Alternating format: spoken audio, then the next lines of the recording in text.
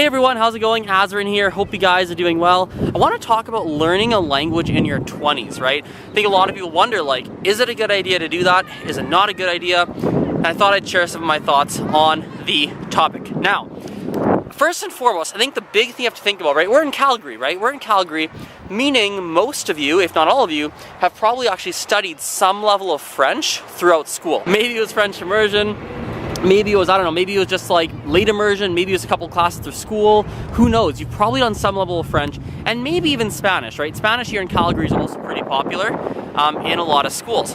And so in a lot of ways, there's a good chance you've already done some language study and you've forgotten a lot of it. So one of the big value points of actually learning a language again is to go back to your French, going back to potentially Spanish, and refreshing your brain, especially French, right? Like we're in Canada, it's one of our official languages. Like I think there's a lot of value of actually knowing French, or at least knowing French to an extent, even knowing some, and being able to carry like a basic conversation or something. So I think there's a lot of value there. The other thing as well when it comes to why maybe you should would be if there's any part of you, even if it's like a 5 to 10% part of you that thinks that, it'd be cool to learn another language. I think there's a lot of value in going and pursuing that, right? Especially in your 20s, like you're young, you have time. Likely, I mean, probably you haven't gotten super far into your career yet. You're not like married with like 4 kids and big mortgage. Like hopefully, maybe you do, maybe not, but my assumption is probably not. Most people in their 20s are not in that position, right?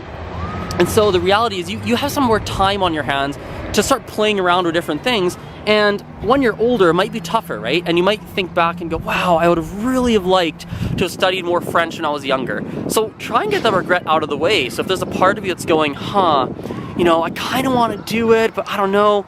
Dude, just jump into it. Do something. Something. The other thing as well, and this is completely unrelated to interest, right? Maybe you don't like languages that much, but there's also a practicality element you have to think about. Think about what direction you're taking your career in.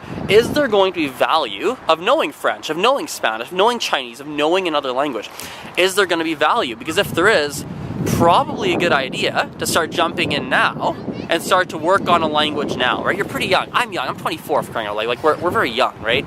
So there's definitely a lot of value of jumping in to work on a language. If you're thinking job-wise, you might actually need to have another language. Now, let's flip the coin over. There's a lot of reasons why you maybe isn't a great idea to actually go study another language. So, for example, let's say you're like, man, I don't like languages and I don't see anything in my future where I'm actually gonna need any languages. Well, maybe you know what? Maybe you don't need to go and do it. Maybe in that case, just go do your own thing to work on what you're working on. The other thing as well, and this is like, I think you need to think about your own skill sets and your own strengths. The same way, I'm not amazing at math. Okay, math is not naturally something I'm good at. I'm okay at it because I've worked at it really hard, so I can function, but it's not my biggest strength. And because of that, I don't put a ton of energy into improving my math skills. I'm really good at languages. Languages are my natural strength, and I've decided to double down on that and to put a lot of my time into languages, teaching languages, learning languages, language. So I think a good thing to think about is what are your natural strengths and weaknesses? If languages fall into a natural weakness skill set, or a natural weakness, let's say, maybe it's not a great idea for you to go and pursue it 100%, right? Especially if practically you're not going to need the language. If for practical reasons you're not going to be working in a field of languages, you're not going to be working somewhere where you need that language.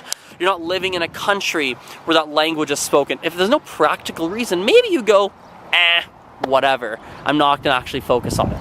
So that's a reason why maybe you shouldn't learn a language. I think also you have to look at your schedule and your time and what's going to make you happiest. For instance, if you are, let's say you're 24 like me, you just started a new job, you're jumping into it, you need to obviously make your boss happy, right? You need to make a good impression, you've got other hobbies, you're on the softball team, you're on the hockey team, you're on the lacrosse team, things like that. Listen, maybe adding languages to your plate is not what's going to make you happiest. And maybe what's going to make you happiest is to keep doing what you're doing. And so there's a lot of stuff to think about, right? A lot of different things to think about. I think the overall big picture is I think you need to look at a couple things. Number one, do you have any level of interest in languages? Any level of interest, you should definitely be, that wind. Any level of interest, you should definitely be jumping in and at least playing with languages. Maybe you're not committing 100%, spending all this money, taking university classes, maybe not. But at least do something. Listen to music. There's websites online you can look at where there's a lot of free resources, right? There's a lot of stuff you can do. And number two, I think you need to look at the practicality, right? Will you need the language? Do you need the language now, right? Do you think you'll regret it in the future if you don't learn the language now, right? A lot to think about, but I think that's kind of the two elements, is the practicality and just the interest level as well. So thanks so much for watching. Hope you guys liked the video. And yeah, talk to you guys later. See you.